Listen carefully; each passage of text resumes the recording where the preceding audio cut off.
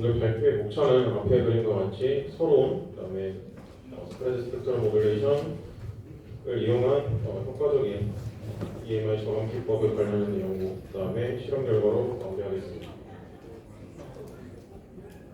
최근 와이드밴드 표자의 발전으로 고속 스위칭 동작을 수행하는 전력 변환 장치의 개발이 증가하고 있습니다.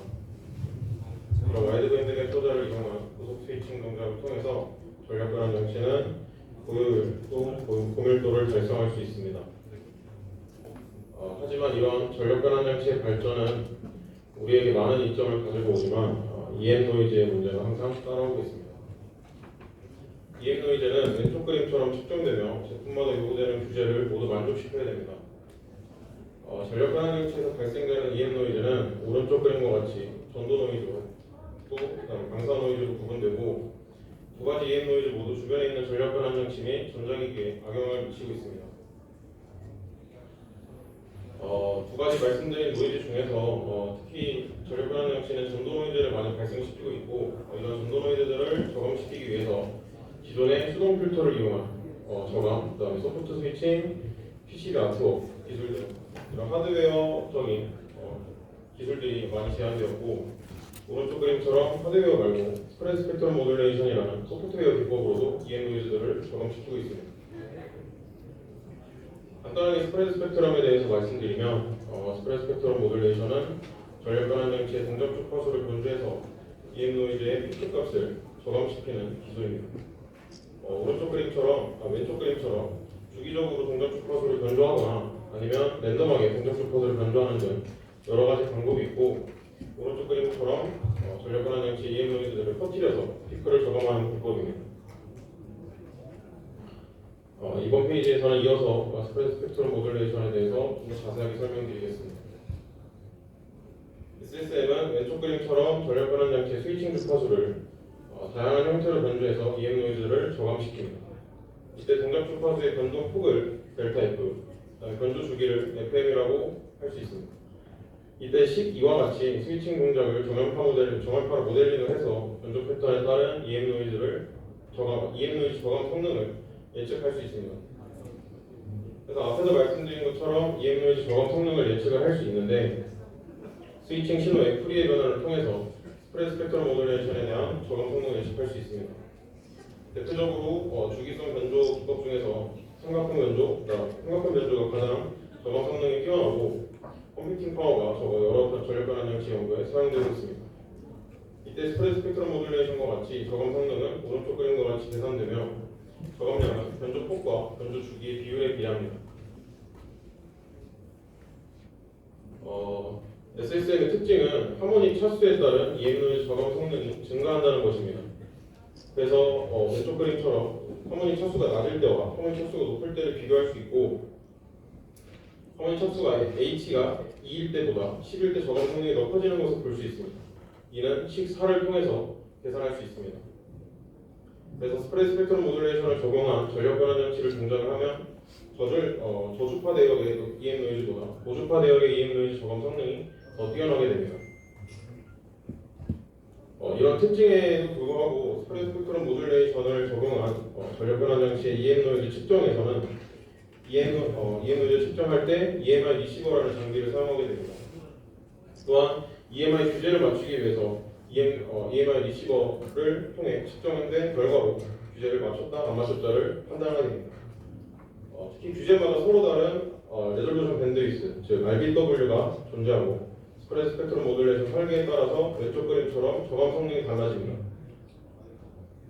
RBW는 간단하게 말해서 EMI 리시버가 검출하는 윈도우의 크기를 의미하고 SSM에 의한 변화량이 많을수록 더 많은 저감을 볼 수 있습니다. 따라서 SSM에 의한 동작 주파수 변조 주기가 RBW에 가까울수록 EMI 저감 성능이 더 뛰어나게 됩니다. 하지만 동작 주파수가 너무 빨리 변하면, 즉 FM이 너무 높게 되면 전력 변환 장치의 신뢰성 및 안정성이 떨어지게 되어 효과적으로 EM 노이즈를 저감할 수 있는 설계 방법이 필요하게 됩니다. 따라서 이 연구에서 제안하는 구조는 앞에 그림과 같이 수동 필터와 능동 필터를 사용하는 DAB 컨버터의 효과적인 EM 노이즈 저감입니다. 앞서 언급된 RBW에 의한 제약을 능동 EMI 필터로 보완하고 능동 EMI 필터의 단점을 스프레드 스펙트럼 모듈레이션을 통해서 보완하는 그런 상호 동작을 통해서 EMI 규제를 만족시킬 수 있습니다. 이번 챕터에서는 효과적으로 EM 노이즈를 저감하는 설계에 대해서 말씀드리겠습니다. 앞에서 말씀드린 제한하는 구조에는 앞에 그린 것 같이 DAB 컨버터와 수동 EMI 필터, 그다음에 능동 EMI 필터로 구성되어 있고 능동 EMI 필터는 오른쪽 그림처럼 구성되어 있습니다. 본 연구에 사용된 수동 EMI 필터의 구조는 CLC 구조로 사용되어 있고 ETL 필터 모듈이 결합된 구조를 사용하고 있습니다. ETL 필터 능동 EMI 필터에 대해서 먼저 설명을 드리겠습니다. 능동 EMI 필터의 경우 왼쪽 그림처럼 이루어져 있습니다. 사용된 능동 EMI 필터 모듈은 위에 보이는 이 CT, 그 다음에 IT를 통해서 EMI를 저감시킬 수 있습니다. 좀 더 자세하게 설명을 드리면 CT를 통해서 DAB 컨버터의 노이즈 전류를 감지하고 증폭기를 통해서 생성된 보상 전류를 통해서 IT를 통해 보상하는 FFCSC 타입을 사용하고 있습니다. 이때 EM 노이즈 저감 성능은 18에 의해 계산되는데 최대 성능을 위해서 6에서 계산된 능동 EMI 필터의 전체 전류 이득이 1이 되어야 됩니다. 하지만 능동 EMI 필터는 증폭기 내부의 트랜지스터의 기생 성분과 그다음에 CT와 IT의 누설 인덕턴스에 의한 공진점이 존재하고 이론상으로 그 대역 이상에서의 저감이 불가능합니다. 다시 말해서 능동 EMI 필터를 사용하게 되면 DAB 컨버터에서 발생되는 EM 노이즈의 저주파 대역에서의 저감이 효과적이지만 고주파 대역에서는 저감 성능이 떨어질 수밖에 없습니다.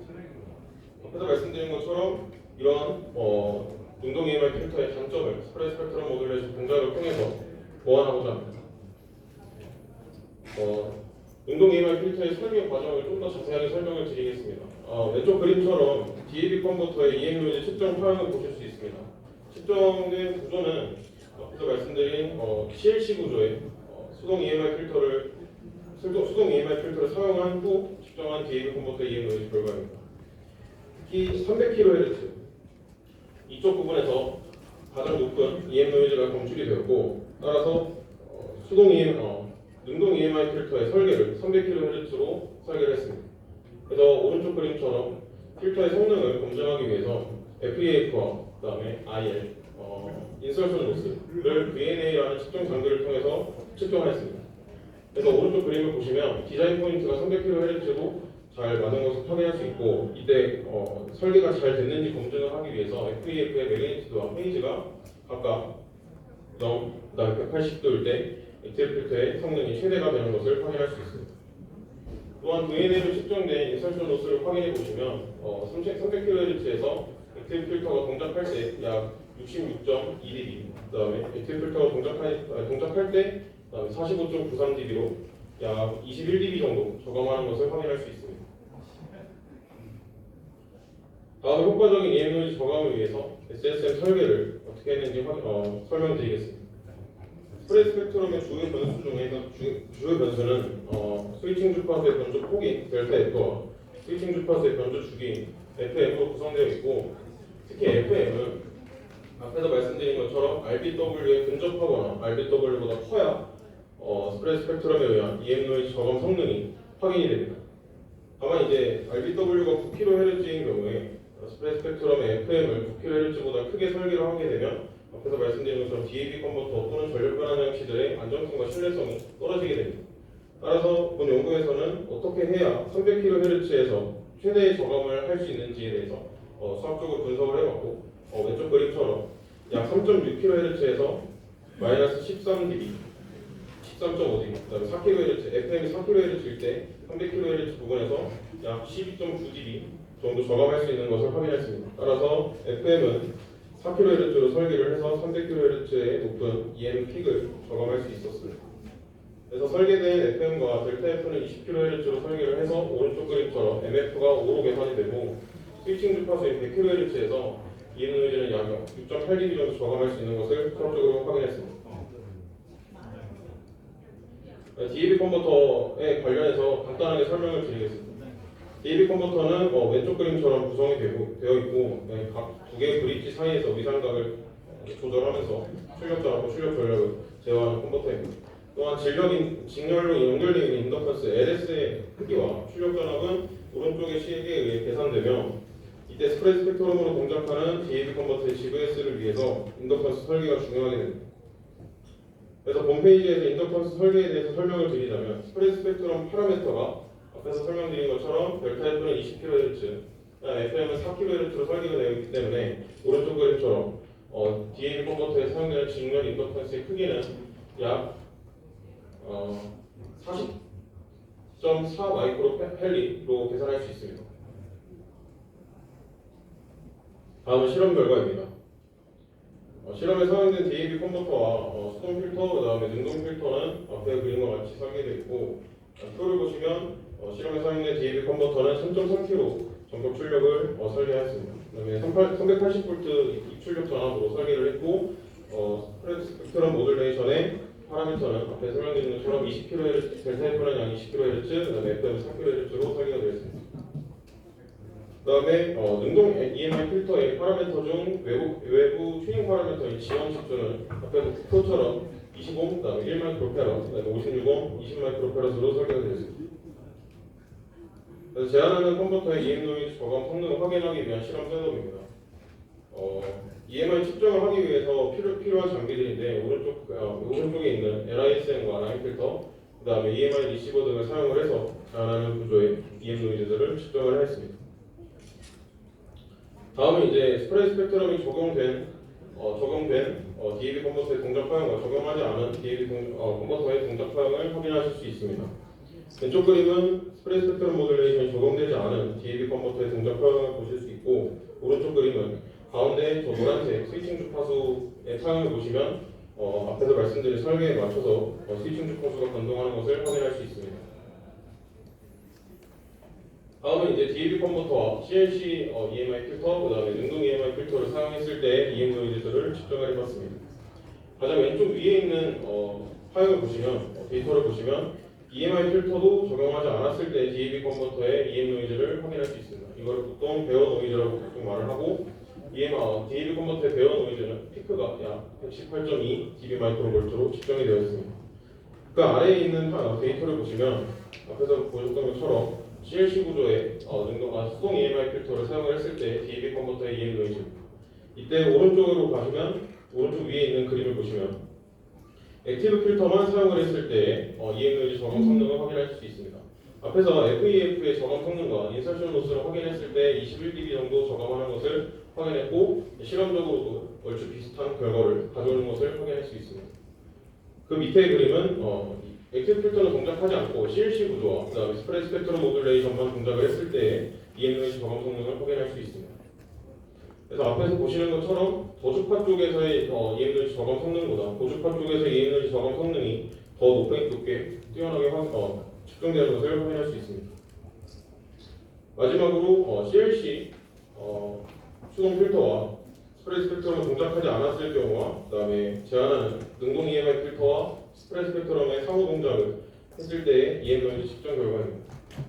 저주파 대역인 300kHz에서 약 31.9dB를 저감할 수 있고 고주파 대역인 6.5MHz에서 스프레드 스펙트럼 동작을 통해서 약 15.15dB 저감하는 것을 확인할 수 있습니다. 마지막으로 결론입니다.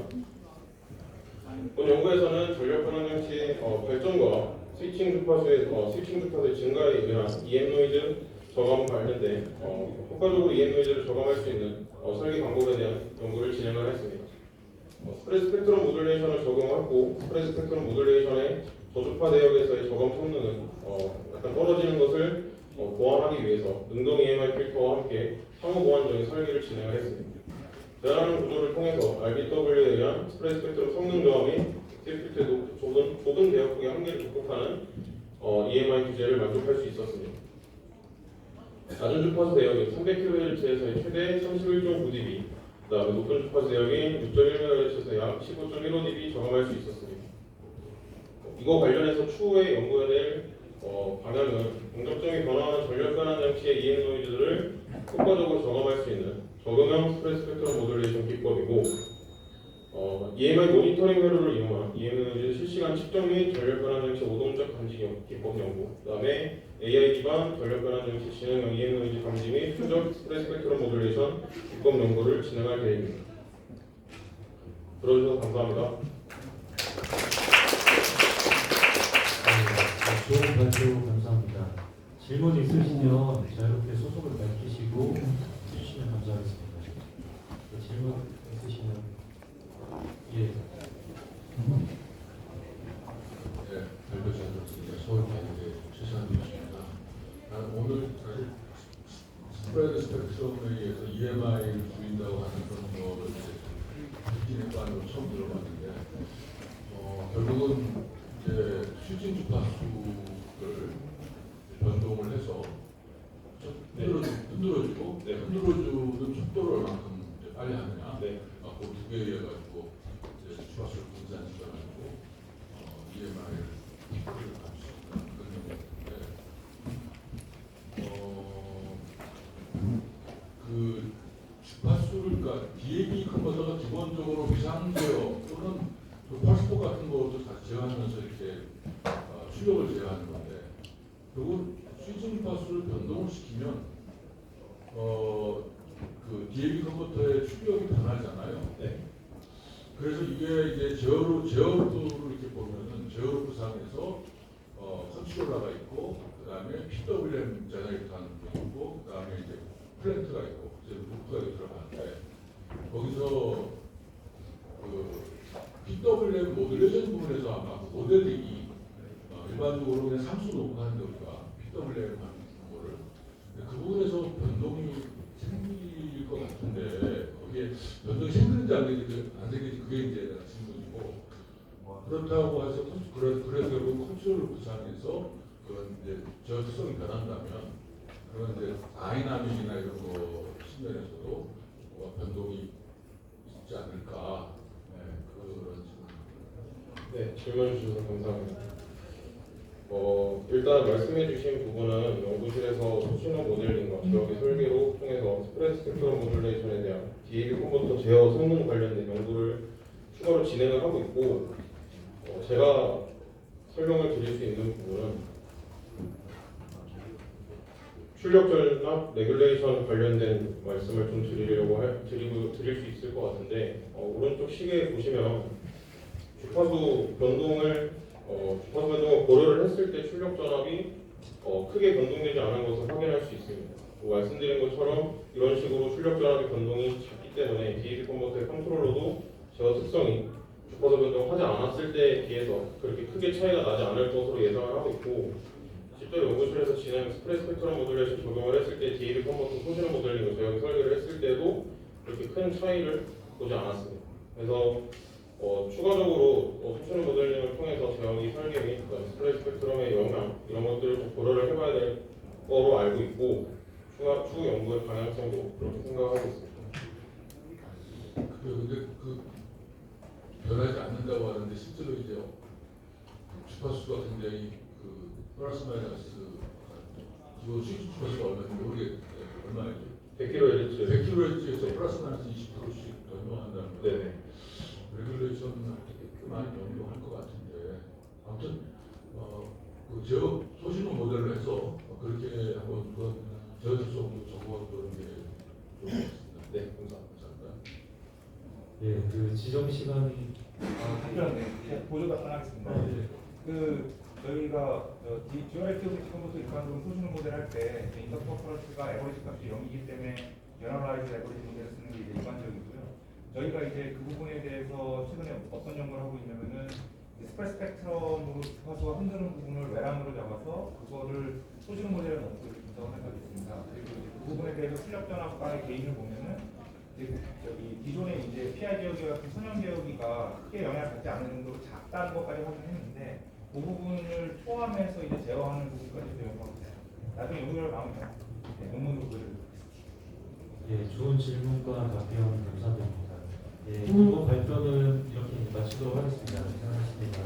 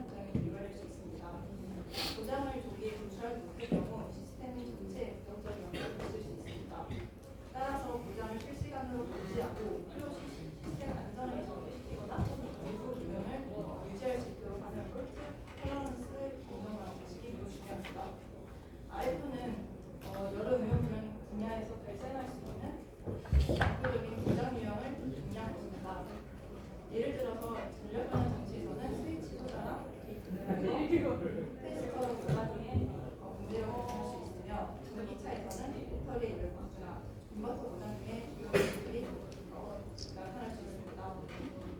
이처럼 분야별로 다양한 고장이 존재하기 때문에 신속하고 신뢰성 있는 고장 검출 기술이 요구됩니다.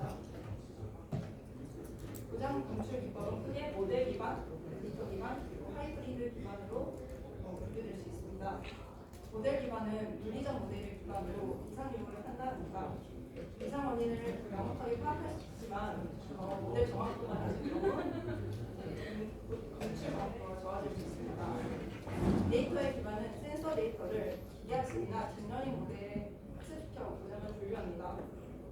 미지의 고장 패턴에서도 대응이 가능하지만 대량의 학습 데이터가 필요하고 결과에서 어렵다는 장점이 있습니다. 하이브리드는 이위 두 감식을 결합해서 해석 가능성과 기능성을 동시에 확보합니다. 다만 시스템의 복잡성과 해석 비용이 증가할 수 있다는 단점을 가지고 있습니다. 다음은 제가 발표할 개방회로 고장에 대해 개념과 영역에 대해 설명드리겠습니다. 개방회로 고장, 즉 OCF는 스위치 소자가 영구적으로 꺼진 상태로 교통연도가 끊어지는 고장입니다. 전략 고장과 달리 보호 장치에 따로 작동하지 않아 분출이 어려우며 이는 시스템의 장기적인 안 좋은 부정적인 영향으로 이어질 수 있습니다. 중지형 테스터에서 이런 OCF가 발생하게 되면 출력 전압이 저하되고 GPS가 유지되지 못하며 스위치 손실이 증가하게 됩니다. 또한 회로에 DC 오프셋이 생겨 변압기 포화가 되고 전력 전달 불균형으로 인해서 전류 왜곡이나 제어 불안정성으로 이어질 수 있습니다. 기존의 OCF 공식법들은 다음과 같습니다. 브릿지 중앙점 전압 분석 방법은 브릿지에 의해 중앙 요기 전압의 시도를 분석하는 모델 기반 방법으로 특정 스위치의 고장 요구 판단을 할 수 있으나 LLC의 기본 제어 방법인 주파수 변조 기법이 아니라 페이지 시프트 제어 기법일 때만 유효하다는 단점이 있습니다. 다음에 인덕터 전류의 전압 분석 방식은 인덕터 전류나 전압의 파형 패턴을 분석하여 고장을 검출하는 방식입니다. 다음은 인공지능 기반 방법입니다. 딥러닝을 통해 센서 데이터를 학습하여 고장을 자동 분류하는 데이터 기반의 방식입니다. 각 특징마다 장단점이 존재하며 OCF를 정확하고 신속하게 진단해야 합니다. 다음은 제안하는 OCF의 공출 및 위치 추정 알고리즘에 대해 말씀드리겠습니다. 중진 캐패시터 전압의 적분값 기울기를 이용하여 OCF를 공출하고 페이지 시프트 제어를 통해서 고장 위치를 구출하는 2단계 알고리즘으로 구성되어 있습니다. 고장 스위치의 위치를 판별하게 되면 스위치 한 개에서 OCF가 발생해도 나머지 스위치를 통해서 수브리지 구성을 통해서 출력을 유지할 수 있는 폴트 털러런스 운전이 가능합니다. 제한 알고리즘은 2단계로 구성이 되며 스텝 1에서는 접근기의 기울기 값을 통해서 OCF 발생 여부를 판정하고 스텝 2에서는 이상차를 능가해서 파형 변화를 관찰하여 고장 스위치를 특정하게 됩니다. 먼저 OCF 공출 단계입니다. 정상 상태에서는 중진 캐패시터 전압이 대칭적인 사인파에 가까우므로 주기별 접근값은 0에 가깝습니다. 그러나 OCF가 발생하게 되면은 중진 캐패시터 전압에 DC 오프셋이 생기게 되고 접근값이 한 방향으로 지속적으로 감소하거나 증가하는 방향을 됩니다. 그리고 위에서는 스위치 Q1 Q4가 고장이 나는 상황인데 DC 오프셋이 우수 방향으로 구성이 되면서 접근값이 또 초록색 파형이 감소하는 추세를 보입니다. 반대로 하단에 있는 그림은 스위치 Q2, Q4, Q3가 고장난 경우로 DC 오프셋이 양수 방향으로 구성이 되며 접근값이 증가하는 양상을 보이게 됩니다. 이를 기반으로 기울기 SN을 계산하고 평균, 유화, 표준 편차 시그마로부터 적응형 인계값을 인계값 THN을 설정합니다. 적응형 인계값을 사용해서 입력 신호에 존재할 수 있는 노이즈나 부하 변화에 대한 외란 등으로 인한 오탐을 최소화할 수 있습니다. 즉 시스템이 변하는 환경에서도 안정적으로 고장을 판단할 수 있도록 긍정적으로 변하는 인계값을 적용합니다. SN 인계값을 초과하게 되면 폴트 플래그는 일부 출력되며 SN의 부호를 통해서 고장 그룹을 판별할 수 있습니다.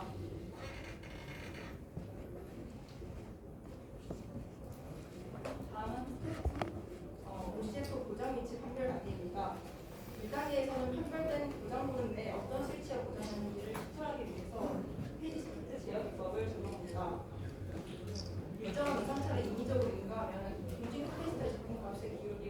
고장 스위치에 따라 다른 양상을 보이게 됩니다.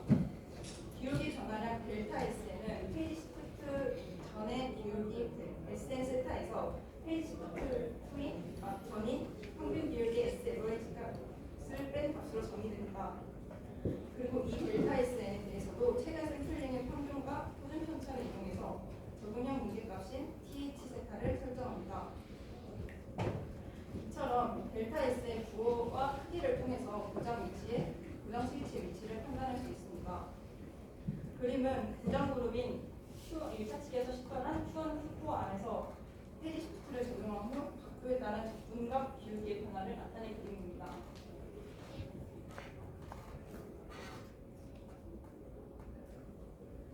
이번 슬라이드에서는 페이지 시프트 각도에 따른 기울기 변화 델타 S의 특성을 분석하고 이를 이용한 판정 로직의 접근법을 비교하겠습니다.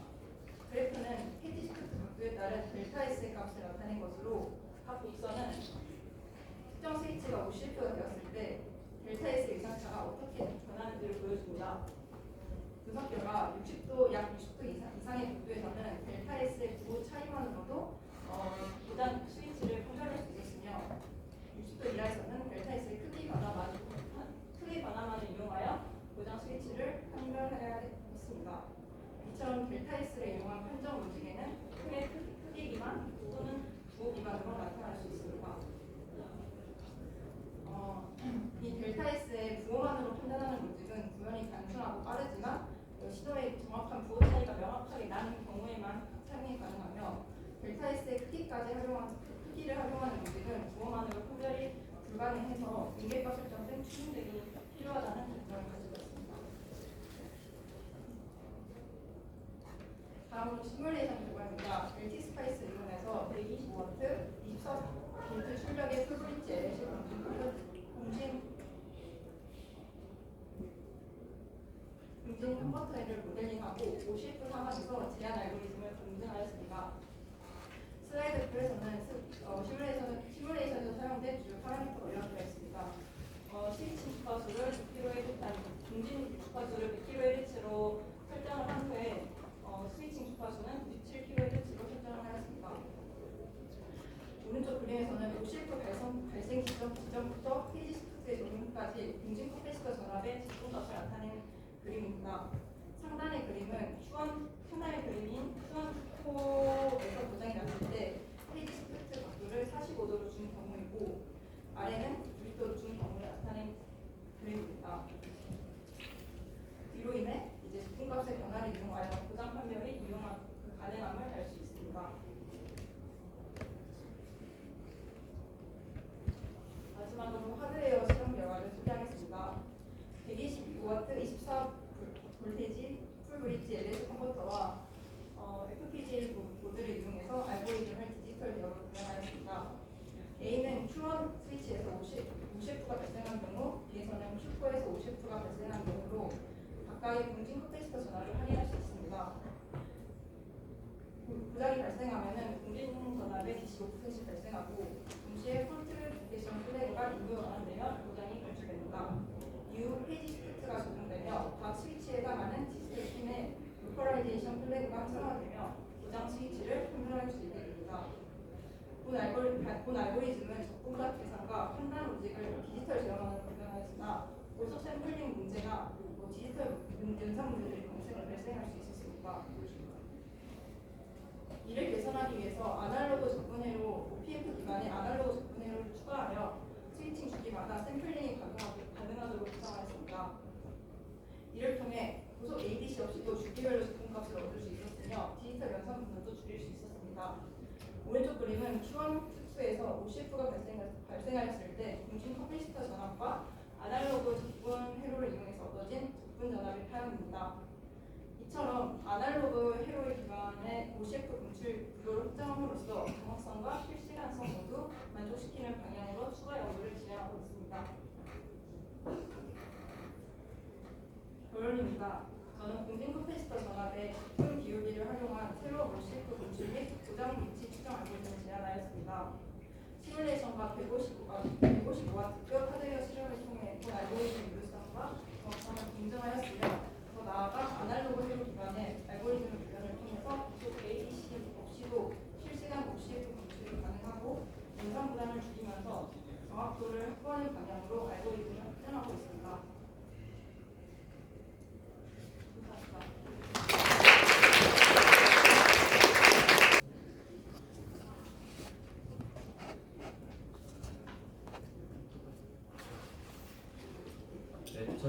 대학교 전력전자연구실 김진호 석사 과정입니다.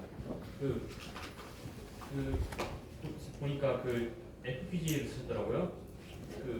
MCU도 있는데 굳이 FPG 선택할 이유가 혹시 있을까요? 제가 이제 확정적으로 나중에 영상량이 많은 AI 기반의 알고리즘을 적용할 수 있다는 걸 고려를 해서 FPG를 선택하였습니다.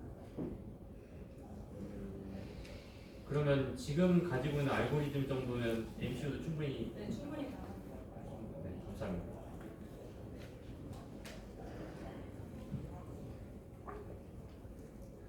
네, 또 추가적으로 네. 광원국가대학교 재학 중인 석사과정 김명우. 제가 궁금한 거는 캡에 걸리는 전압을 센싱을 해서 고장을 진단하는 것으로 저는 이해를 했는데 캡에 걸리는 전압이 혹시 입력 전압보다 크거나 작거나 하는 경우 그 진폭의 양이 혹시 큰가요? 작은가요? 잡을 수 있습니다. 그런데 그런 입력에 대한 변화를 공진 캐패시터가 여전히 그 변화의 양상을 따라가기 때문에 작동 한도는 큰 차이가 없을 것 같습니다. 제가 말씀드리고 싶었던 건 만약에 이제 공진 구조에 직렬 공진이 존재하는 캡 양단을 센싱을 했을 때 만약에 입력 전압보다 크게 되면 사실 센싱용으로 고전압 스위치, 고전압 소자들이 더 추가적으로 사용되어야 되는 게 아닌가 해서 여쭤본 거였습니다. 고전압 센싱용 고전압 소자라고 정정했습니다. 이거를 센싱을 할 때 그 전압들을 분압을 해서 센싱을 하기 때문에 고전압 문제가 없을 것 같습니다. 감사합니다. 시간이 좀 남긴 했는데 질문 하나 정도 있으시면. 예, 경상국립대학교 전력전자연구실에서 근무 중인 장진수라고 합니다. 네, 우선 좋은 발표 감사드립니다. 궁금했던 부분이 어쨌든 고장을 검출한 이후에 허용 운전을 하기 위해서 고장을 검출하는 것으로 알고 있는데 혹시 고장을 검출하고 고장 스위치의 위치까지 판단하는 그 시간이 어느 정도 걸리는지 궁금합니다. 제가 디지털 제어로 변했었을 때 FPG를 했지만 파이썬 기반으로 했기 때문에 고장 시간이 길었습니다. 그래서 그거를 보완하기 위해서 아날로그 회로를 도입을 했고 고장 검출 시간을 짧게 줄일 수 있어요. 실험하실 때는 어느 정도 시간? 네, 시간 관계상 여기까지 질문을 하도록 하겠습니다. 발표를 해주신 이수진님께 감사합니다. 그럼 다음 발표로 넘어가시도록 하겠습니다. 이 세션의 5번째 발표자입니다. 발표자는 서울과기대 화반민송이라는 분이고요. 화반민송을 보셨고 발표 논문의 제목은 일단 우리 시의 공식성 비교 및 검증이라는 논문 주제하고 발표를 진행해 주시겠습니다. 준비되면 바로 발표 시작해 주시면 감사합니다.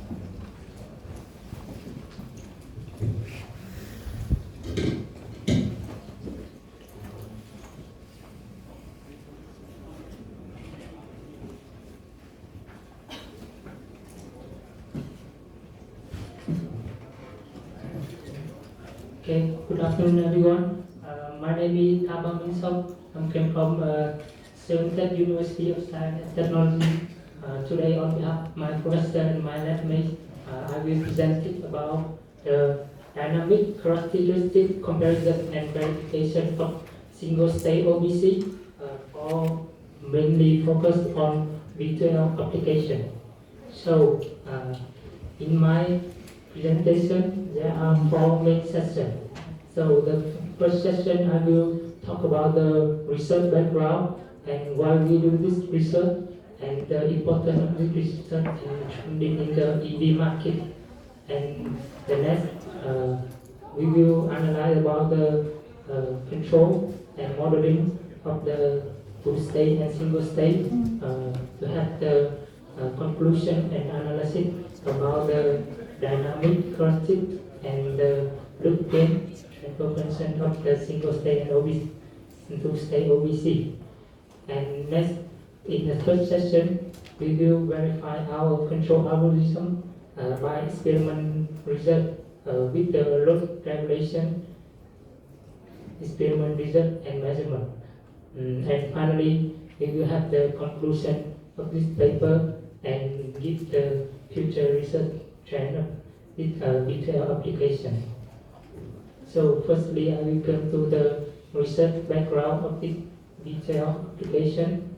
So, as we might know, the many EV company have adopted the new function of V12 for their EV charging in the OBC. And this V12 application power rating also depend on their OBC. The larger the car, usually the V12 rating will have the larger. For example, at some SUV type EV, we can see that there are 9.2 kilowatt, and for the Tesla OBC, the V12 power nearly 10 kilowatt. And not only V12 function, there are some other function like V2G or V2 home, but we are not discussing mainly in this presentation. In this presentation, we will mainly discuss about the V12 control dynamic, and not only about the V12 application, we also need to care about the type of load in this V12 application. So usually when EV go to clamping, so we need to adopt this V12 port with many different kind of load, such as inductive load, resistive load, or capacitive load, or even the nonlinear load. In order to operate this V12 function stable and dynamic faster when the people plug in or take it out the load, so we have to investigate the dynamic and the stability characteristic of this V12 control based on the modeling. So that's why we need to analyze the modeling and loop gain of the two-state and single-state OBC. So in the first part, I will introduce about the loop gain analysis of two-state OBC. And in the second part, I will shortly introduce about the modeling and loop gain analysis of the single-state OBC and make the comparison between single-state and two-state OBC.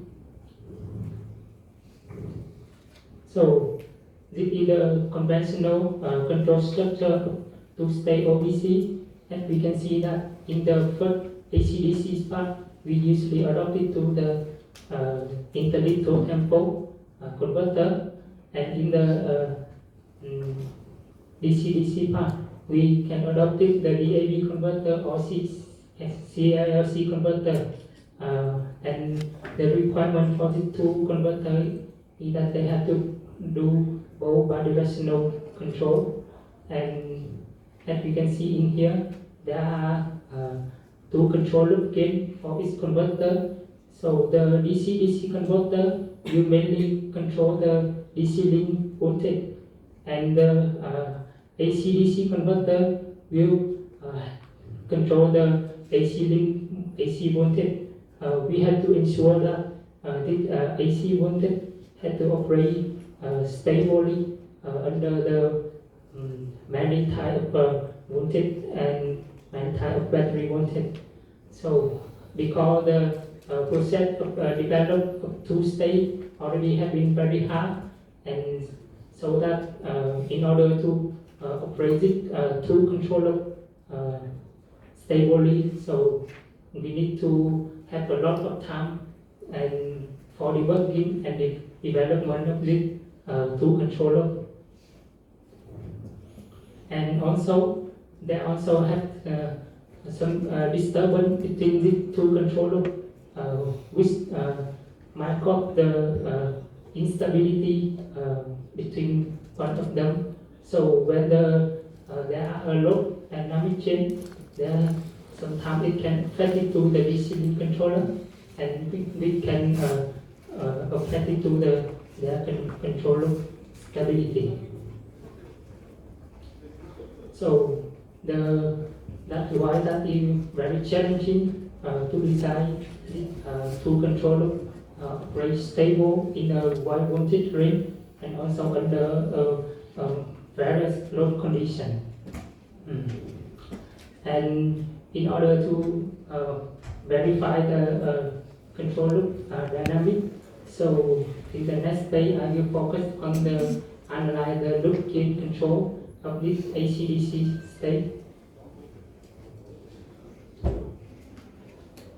So here is the result of the loop gain of the AC/DC state.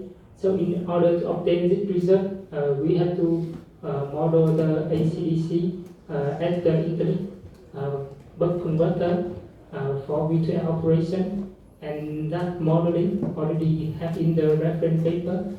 We just need to combine the reference and the PI control, so to get this kind of loop gain.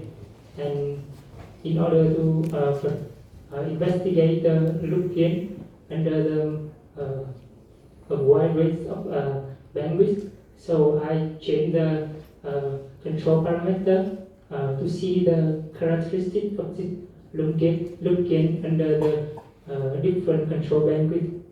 So the control bandwidth in here we will see that as the control bandwidth goes farther, so the phase margin of this loop gain that is smaller. It means that when the system control that faster, the lower stability of the AC/DC converter.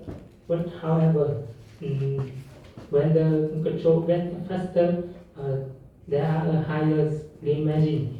It means that our controller it has more disturbance rejection. So from this characteristic, we can have conclusion that there are a trade-off between bandwidth, phase margin, and gain margin. We need to determine carefully by designing control loop gain of the AC/DC state. That is the conclusion for the AC/DC state of two-state OVC. Now we come to the V2L control structure of the single-state OVC. As we can see that in the single-state OVC, we only need adopt one control loop. So with only this one control loop, we can regulate the AC voltage stably, no matter of load or voltage. And by adopting this one control loop, we can reduce a lot of time for debugging and implementation of this controller and also this OVC for the V2L application. And as we can see that there are no disturbance from the other converter in this single state OVC, so that our control loop gain can operate stable.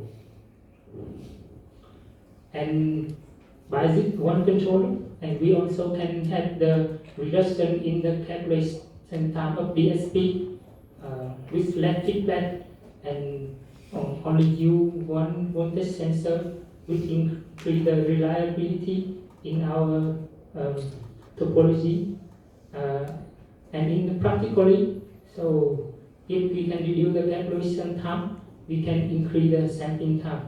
It makes our control more correctly, and the performance can be improved. In the next page, in this page, I will introduce about how to modeling the control loop gain of single state. So basically, all the equation had been derived in the previous paper. So we need to use that in this paper to model the loop gain. So in here, firstly, we will model the input impedance of the single state. So this impedance represents the single state in this modeling, and the RAC in here represent for the load. And after integrated the EMI filter, so we can have the combination of this impedance connecting parallel with load. And from this impedance, we can make it into the equivalent impedance matching one. And from this equivalent impedance, multiply with the control to input current, which already have been derived from the previous paper, we can have the plan model of our single state. And from this plan model, we can have the loop gain to analyze the dynamic of the single state.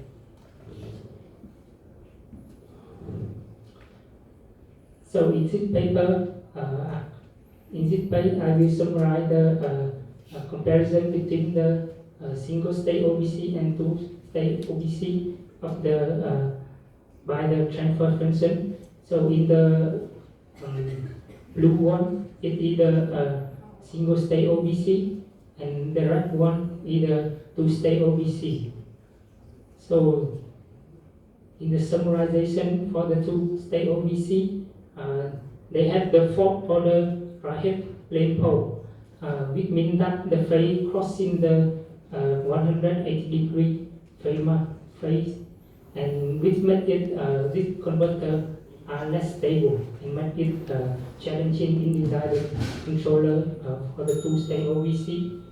And the interaction between the controller can happen in this two-state OBC. We call the finite gain margin. So the conclusion that for two-state OBC, that if we use very high bandwidth, we can make the control loop is unstable. For the single-state OBC, we can see the blue phase margin which have a very robust and stable under the change of the loop gain, and also there are no unstable region which have the phase margin lower than 180 degrees. Here, either experiment setup and equipment for verify our VTL control function. Here, either small prototype we view in our lab, and we use the DC bidirectional for simulator battery. And here is the practical experiment setup. In this page, we show the steady state performance of V2L under different load. So firstly, we can see in this linear load, the power factor nearly equal 1 with the power 2.5 kilowatt and the battery voltage nearly 600. We can achieve the TFD around 3.6%.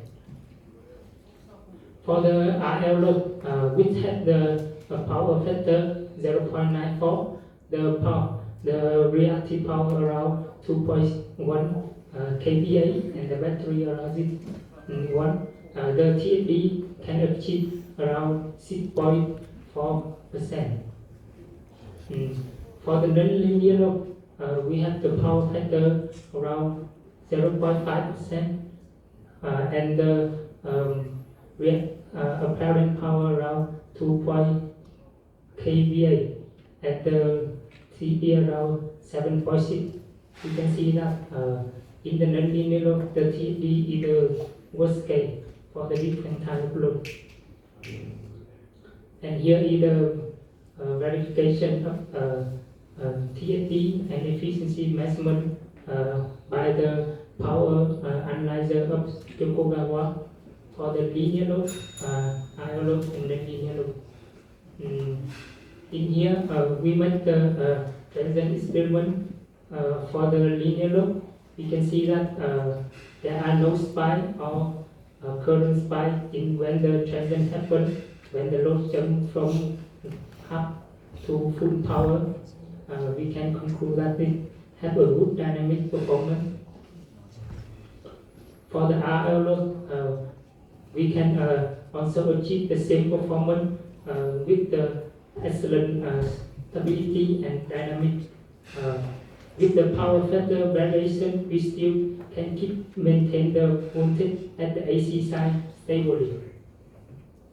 And similar with the linear load, we also can keep the voltage stable at the full load at the transient experiment. So here is the thermometer after 10 minutes operation. It can work stably without heating. The conclusion in this paper, we have conducted the stability analysis and comparison between two-stage and single-stage OBC for a V12 application. The load regulation already verified with a different type load, and the TFD can achieve better than the previous result. And the future work, we can test this V12 control algorithm with the mixed load and try to improve the output voltage TFD and evaluate the performance under a wide range of battery and experiment with the practical load. And thank you for your attention. 좋은 발표 감사합니다. 질문 있으시면 소속을 밝히시고 질문 자유롭게 부탁드립니다.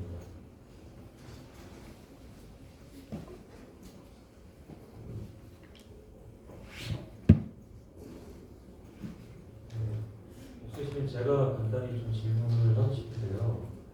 Maybe I miss some content. What semiconductor do you use in this paper? Are you at IC? Semiconductor. Yeah, at IC device, MOSFET. MOSFET? Yeah, SiC MOSFET? yeah, 200,000 volt plus. 혹시 질문 없으시면 제가 마지막으로 질문을 하겠습니다. Can this single stage control method be used in commercial EV chargers? What do you think about challenging for this in your paper? I think the single stage can be adopted well in the EV because the Tesla company already have adopted single stage for their Tesla Cybertruck. So right now there are no report about the V12 control or some problem when they adopt the single stage in V12 application. So I think that there's no problem when adopt single stage to the EV OBC. 네, thank you for your presentation. 예, 고생하셨고, 예, 수고하셨습니다.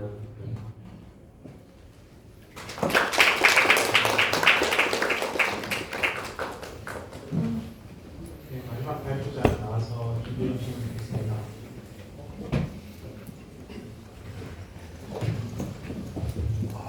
마지막 발표는 한양대학교 정재성님께서 발표해 주시겠습니다. 제목은 공밀조화를 위한 여론 챕터 기반 알시스노로 전환기법에 대해서 설명해 주시도록 하겠습니다.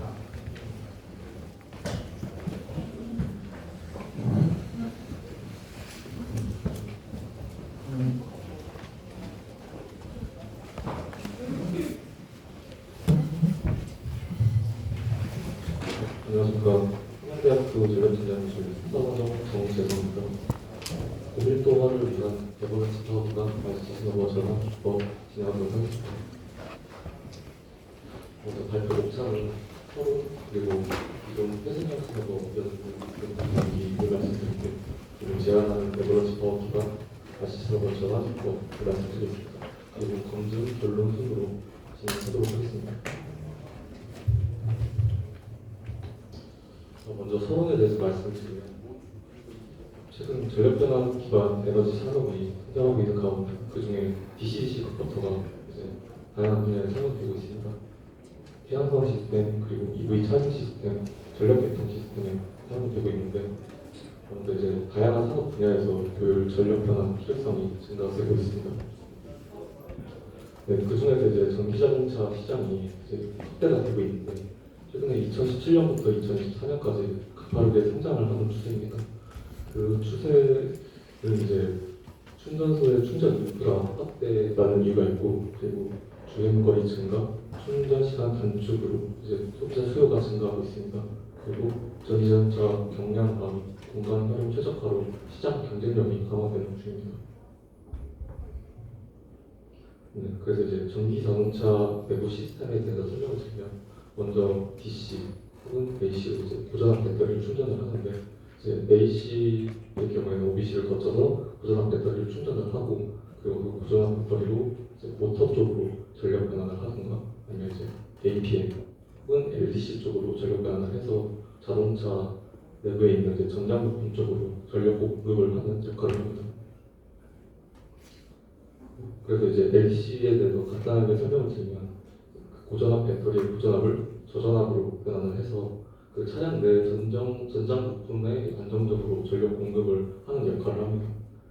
LDC의 이제 전력 변환 과정, LDC의 지향점은 전력 변환 과정에서 손실을 최소화하는 것이고, 그 LDC는 고효율, 고밀도를 요구를 하고, 그리고 안정성과 신뢰성을 요구를 합니다. 네. 이 LDC는 EV의 핵심 모듈로 전력 효율성과 시스템 안정성에 필수적인 역할을 하게 됩니다. 근데 이 LDC에도 이제 한계점이 존재하는데 이 고전압에서 저전압 변환을 위해서 높은 강압비가 필요하기 때문에 변압기에 높은 턴비를 적용을 하게 됩니다. 그렇게 높은 턴비를 적용을 하면서 이제 기생 인덕턴스가 커지게 되는데 높은 건전비로 발생하는 높은 누설 인덕턴스 성분이 생기게 되고 그로 인해서 이제 전압 스파이크가 튀게 됩니다. 이 기생 성분 LC의 공진으로 리키지 인덕턴스나 혹은 소자의 정션 스페이스턴스 공진으로 인해서 높은 서지 전압이 발생하고 그리고 소자의 스트레스가 고전압되면서 증가가 됩니다. 그래서 방금 말씀드린 것을 바탕으로 고전압 스파이크에도 견딜 수 있는 시스템 안정성이 요구가 되고 그리고 전력 시스템의 경량화를 위한 효율 향상이 요구가 됩니다. 그리고 고전압 배터리 확대에 따른 LDC 직접화가 요구가 되는데 이 중에서 이제 고전압 스파이크의 부분에서 서지 전환 적용을 위해서 보통 스너버를 적용을 하곤 합니다.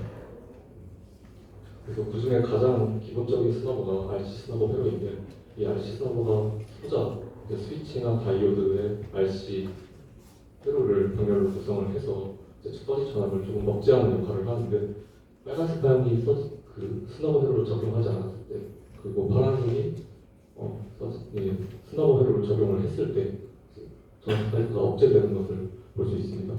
이 서지 전압의 일부를 스너버 캐paci터로 충전을 하고 그리고 저항적으로 방전을 하는 그러면서 이제 전압 스파이크 억제를 통해서 시스템 안정성을 확보하는 것이 RC 스너버 회로의 역할입니다.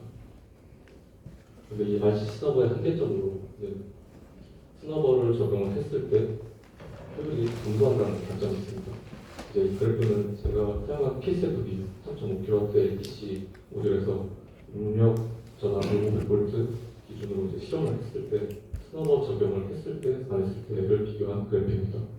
그래서 이 빨간색 그래프를 보시면 서지 전압을 적용하는 동시에 이제 평균 효율이 감소하는 것을 확인을 할 수 있습니다. 이것은 이제 에너지 일부를 저항적으로 방전하기 때문에 나타난 현상이고 이 스너버 회로에서 안정성과 효율성 사이에 트레이드오프가 존재한다는 것을 확인을 할 수 있습니다. 네, 그래서 이것을 바탕으로 효율을 증가시키는 회생형 스너버 회로에 관한 연구가 진행이 되었습니다. 네, 기존 회생형 스너버 연구 및 연구 동기에 대해서 말씀드리면 이 회생형 스너버의 그 이제 2차 측 다이오드나 스위치 쪽에 스너버 회로를 구성을 하게 됩니다. 회생형 스너버 회로를 구성을 해서 그 서지 전압의 일부를 커피스터로 흡수를 한 다음에 출력적으로 회생을 시켜서 좀 효율을 더 증가시키고자 하는 이제 회로가 이제 회생형 스너버입니다. 그런데 이 회생형 스너버는 이제 스너버 인덕터를 사용함으로써 부피가 증가한다는 것이 단점인데 이 2차 즉 정류관 쪽에 스너버를 구성을 했을 때 전류 자체는 크게 흐르지 않지만 고전압이 걸리기 때문에 그 고전압으로 인해서 그 자동체 저렴 파괴 방지를 위해 이제 큰 코어를 선정을 하게 됨으로써 그 스너버 인덕터로 인해서 부피가 증가하게 됩니다. 그래서 스너버를 이제 비교를 해보면 RC 스너버의 경우에는 전압 스펙과 조감하고 부피가 작다는 장점이 있지만 단점으로 이제 에너지가 저항 쪽으로 방출됨으로써 효율 저하가 동반된다는 것이 단점입니다. 그리고 리제네레이티브 스너버는 전압 스펙과 저감이 되고 이제 출력으로 회생을 시킴으로써 전력 손실이 저감을 한다는 장점이 있는데 그 회생을 위해서 인덕터 구성으로 회로 부피가 증가한다는 단점이 있습니다. 그래서 RC 스너버의 경우에는 이제 고효율 중심의 LDC 설계 흐름과 상충되고 그리고 이제 소형화를 추구하는 LDC의 방향성이 불일치해서 각 스너버의 성능 한계를 좀 보완할 수 있는 개선 방안을 제시하게 되었습니다. 네, 그래서 이제 제가 제안하는 에버런치 파워 기반 RC 스너버 저항 기법에 대해서 설명드리겠습니다. 먼저 제안한 것을 설명드리기 앞서서 이 에버런치 파워는 다이오드에 큰 역전압을 가했을 때 역전류가 흐르는 현상입니다. 그래서 이 에버런치 브레이크다운 시점 기준으로 전류가 흐를 때 전격 전력을 이제 에버런치 파워라고 하고 그것이 소자 파괴가 가능한 전력이 아니고 데이터 시트에서 보충하는 최대 전력량을 에버런치 파워라고 합니다. 그래서 이 경부와 중부와 전환 연결점에서 이제 스너버 스위치를 온시키는 방식을 채택을 했는데 높은 서지 전압이 가해지는 중부하에서는 이제 서지 전압과 다이오드에 가해지는 전력량이 크기 때문에 RC 스너버를 활성화해야 하지만 낮은 서지 전압이 가해져 그리고 파워가 가해지는 경부하에서는 굳이 RC 스너버를 사용하지 않아도 되기 때문에 RC 스너버를 비활성화하는 그런 방향으로 가져갔습니다. 네, 그래서 이제 제가 사용한 토폴로지, PCFP 토폴로지에서 RC 스너버 저항 기법에 대해서 설명드리면 최소 부하와 경부하에서는 손실 저항을 위해서 스위치를 오프해서 RC 스너버를 비활성화시키고 그리고 중부하와 최대 부하에서는 저항 스파이크 억제를 위해서 스위치를 온시켜서 RC 스너버를 활성화시킨다는 것이 이제 제안하는 바입니다. 네, 경부하 구간에서 불필요한 스위치를 오프시켜서 손실을 최소화하는 것입니다. 네, 그리고 RC 스너버 절감 방법에 대해서 설명드리면 먼저 기생 커패시턴스를 계산합니다. 이것을 계산하는 이유는 이제 다음 스텝에서 전압 수식을 도출을 할 때 그 전압 스파이크랑 절압, 링링 그런 것들을 이제 표현하기 위해서 이제 구현을 하기 위해서 기생값을 계산을 먼저 합니다. 그 다음에 기생값을 고려한 다이오드 턴오프 수식을 도출을 하고 그리고 다이오드 턴오프 역회복 전류 수식을 도출을 해서 그 도출한 다이오드 전압 전류 수식으로 에버런치 파워와 비교를 합니다. 그리고 그 에버런치 파워 기반으로 임계점을 설정하고 그리고 스너버 스위치를 제한하는 방식으로 하고 있습니다. 그래서 다이오드 턴오프 전압 수식에 대해서 먼저 설명을 드리면 이 다이오드가 턴오프 될 때 DC 전압값 그리고 다이오드가 턴오프 될 때 AC 전압값 이 두 개의 전압값을 이제 더해서 다이오드의 전압 수식을 나타낼 수 있습니다. 그래서 이 다이오드 턴오프 전압 수식을 좀 더 말씀을 드리면 다이오드 턴오프 직전에 그 기생값, RLC 기생값들을 등가회로화해서 이제 이것을 바탕으로 2차 미분방 전식을 세우고 그다음에 저 V를 S에 관한 익스포넨셜 식으로 나타낸 다음에 연립을 하면 S에 관한 식이 나오게 됩니다. 그래서 이 S에 관한 식을 바탕으로 알파 값과 강제 주파수 변수를 사용을 해서 이 다이오드의 턴오프 AC 전압 수식을 나타낼 수 있습니다.